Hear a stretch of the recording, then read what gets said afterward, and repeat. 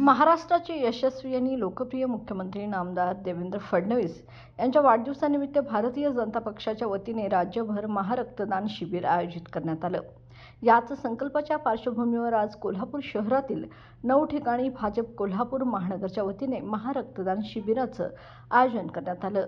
सेवा रुग्णालय कसबा बावडा, राधाकृष्ण मंदिर शाहूपुरी, महादेवराव जाधव वाचनालय टाकाळा, शिवाजी तरुण मंडळ शिवाजी पेठ, दैवज्ञ boarding मंगळपेठ, Nehru Nagar society hall, खोलखंडोबा मंदिर परिसर हॉल आदी ठिकाणी ही शिबिरे पार पडली।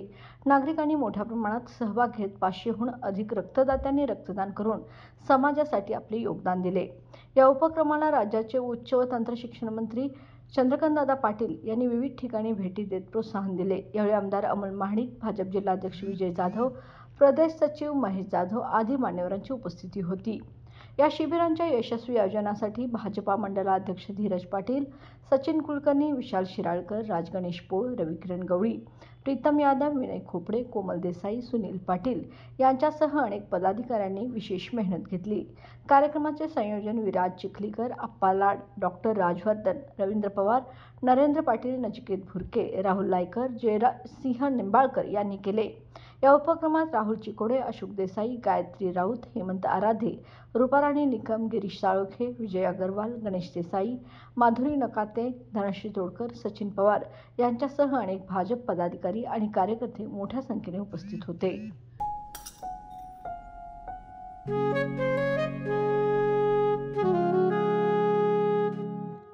बाबा, आज येताना बासुंदी घेऊन या ना। अगं, कालच आपण आईचा वाढदिवस होता म्हणून आणली होती ना। ऐकलं, गोकुळची बासुंदी पुन्हा खावीशी वाटतेय। खरं सांगू, मलाही खावीशी वाटतेय। पुन्हा पुन्हा खावीशी वाटणारी गोकुळ बासुंदी।